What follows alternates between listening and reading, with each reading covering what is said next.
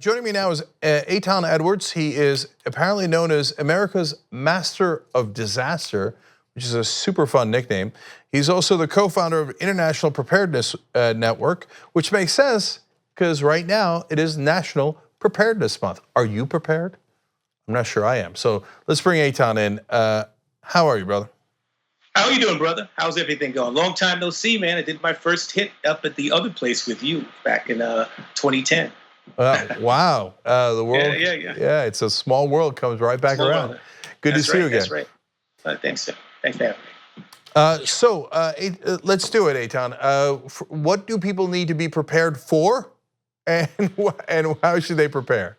Well, that's a broad. Well, it's a huge, broad question, but let me begin by saying that I want to make sure that all of your viewers recognize that we've got to get out of the habit of waiting for the government to kind of rescue us from these catastrophes, because as we've seen, and what happened in Puerto Rico, and even what's happening in the Carolinas with the coal ashes being spilled into the rivers and polluting the areas and destroying the environment, that we're going to have to take action as Americans, and we're going to have to do the things that we need to do to mitigate, respond to, and recover from this broad spectrum of disasters that's actually going to get worse over the next few years and not get better.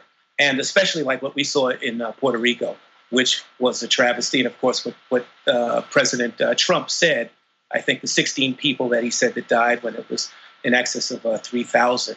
And when you have a government that would actually, or you have a president that would actually say something like that in the face of the suffering and the misery that the people of the islands experience, then you can kind of recognize, if he's the head of the government, then what can we expect when we get a major catastrophe in the stateside?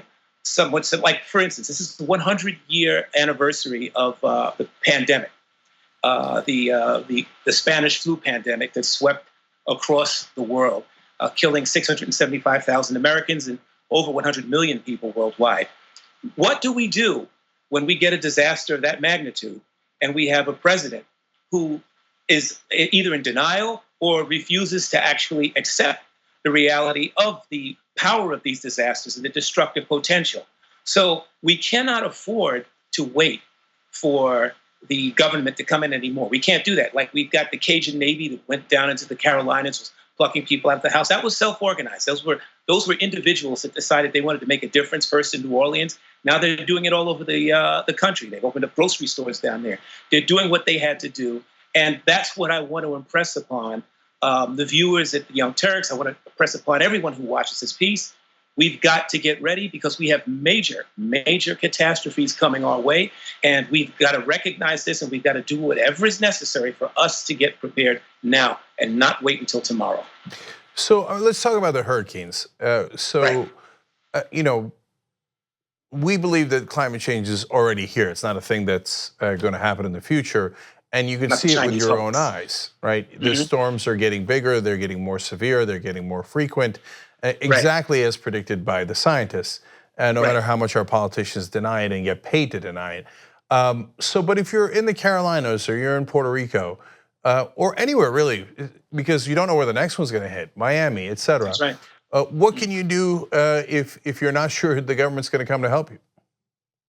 Well, like, one of the things that we can do is we can have a cellular response. And what I mean by that is again, preparedness for the most part starts with the individual.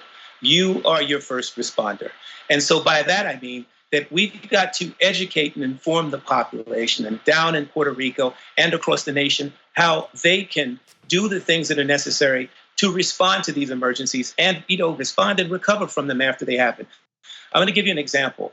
The debacle about the water distribution in Puerto Rico, where you have millions of bottles of water that were just left in a field. And of course, the water was left in the sunlight, the water bottles outgassed into the water, and it made it undrinkable. That obviously that there was a problem with logistics in the way that the government handled the distribution. So in an island like Puerto Rico, it would be very difficult to deliver water to every single point in the island. So that means that the people themselves have to be self-contained, and they have to have the ability to collect water, and if necessary, to even purify it. So we have to design preparedness programs, readiness programs, that are adapting to the environments that they're in. Like we have a tropical environment in Puerto Rico, so we've got to have the people have to know what to do so that they can deal with these emergencies and not wait on the government to do it. Because obviously, as we saw, that the capabilities are there in terms of the first responders, but if you don't have the proper leadership in place, then you're going to get that kind of a response for other things that could happen. If we had a massive earthquake in the United States, in the continental United States, or in Puerto Rico, which is, of course, a part of the United States, or any place else, if we don't have the kind of president that is going to give us the leadership that we need to get the response and coordinate the response in a proper way, or even when the response is done, that they're going to lie about it or they're going to fudge the facts, then we have to recognize that we're going to have to learn these things. And it's very easy to do. There are ways that you can make drip filters from stuff that you can find in rubbish. I teach classes on that. There are ways that you can make stuff, because a lot of times people are worried about how much this is going to cost. It's not about what it costs. It's about what you know and how you apply it. So one of the things that I've been working to do for many years is to get these programs into these areas and to teach the people what they need to know, so that when the disaster comes, they know exactly what they can do. This will not only help them, it'll help the first responders. It'll help them to kind of like bring all of the resources together that they need in a way that isn't so frantic, where people are, they can't get anything to drink. It's been hours since I've had my first drink. No, you know what to do because you have your water stored. You have emergency food. You have emergency medicine. And you know what to do when the disaster strikes. So this is what I'm trying to get across to the folk. And especially, again, Cenk, especially for the pandemics, because the thing that I fear the most is what could happen in a major pandemic. And we're due for one. It's been 100 years since the Spanish flu, and we're due for one now. They had an exercise at Johns Hopkins a few months ago in May. It was called the Clade X exercise, where they took some governmental officials and had them play roles in terms of what the government's response would be. And the conclusion of the report was that we are grossly unprepared for a massive pandemic. And so we've got to start taking the measures now. In fact, I think it was Bill Gates who said something about that we've got to deal with this as if we were dealing with a war. And I can tell you that that's true. And if we don't do it now, then the consequences of a major pandemic are they're just too unbearable to imagine. And I think it's important for the American people to recognize this. So we've got to get that information out there, and we've got to make this happen now. So you talk about a possible black swan, and I think a lot of people think, well, I mean, the pandemic, the Spanish flu wouldn't happen now. It was 1918. We have much better medicine and technology. So I don't know if that's it, and I don't know. Like, some people might not know what a black swan is. That's an unprecedented event that no one could expect. Right. Sometimes it happens in the markets, as happened arguably in 2008. But what would be a black swan event in this context? Well, I mean, again, even a pandemic, even though it's expected, that's kind of a black swan unto itself. But we have other things. We have a terroristic event. The possibilities and probabilities of terrorism on a large scale still exist within the United States. Also, like when we had the disaster in the Gulf, where we had the oil rig explode and pollute the entire Gulf. That was a black swan. The 9/11 was a black swan event. It's an unexpected major catastrophe that we're unprepared for. So if there's anything that I'm concerned about in terms of a black swan, it would be a large-scale cyber attack or some sort of an attack on the electrical grid, where EMP was used, which is an electromagnetic pulse, because there are electromagnetic pulse weapons now that are available. And we could conceivably see an EMP attack on our grid that's antiquated.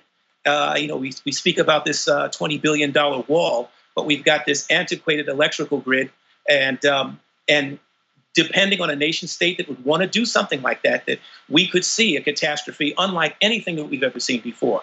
And as we've already learned about what happened with some of the cyber attacks that we've seen earlier this year, a major cyber attack against power utility companies, water distribution area, the transportation systems, hospitals and things like that could produce major chaos. And it's something that we've got to prepare for. So yeah, black swans can be unexpected events. It could have been the 2012. We just missed getting smashed by coronal mass ejection, a huge one that just missed the Earth. If it had hit us, we would have had an event similar to what happened in 1859 when there was an event called the Carrington event.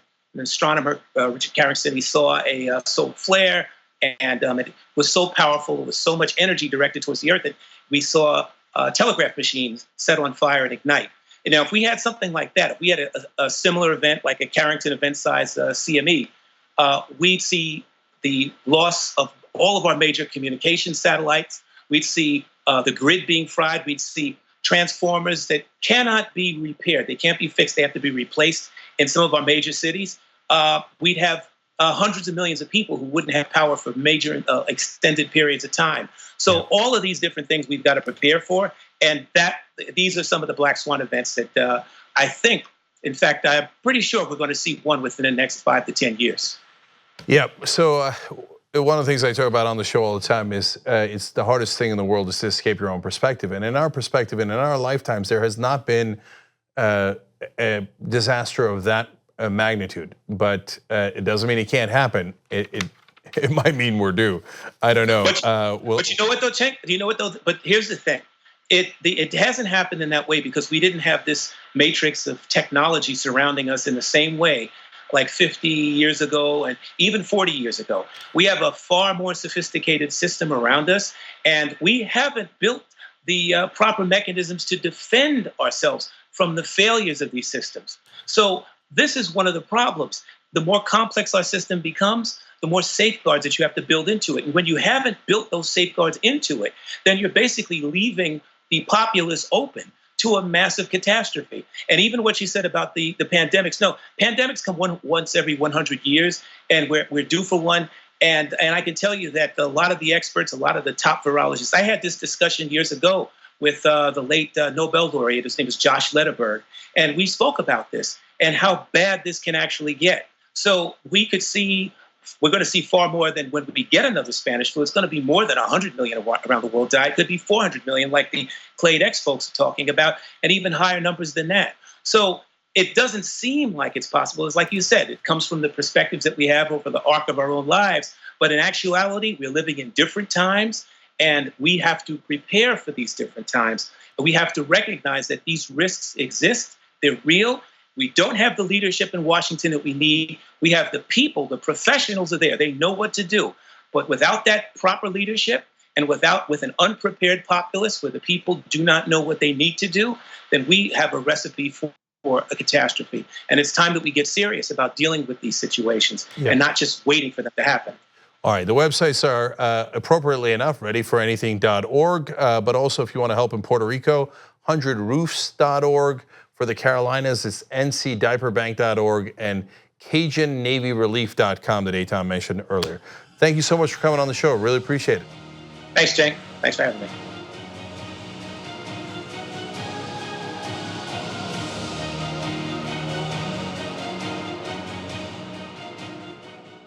On the go? Don't worry, we got you covered. You can still listen to TYT at our new podcast network. Find us on Apple Podcasts, the Google Play Store, or at tyt.com/podcast.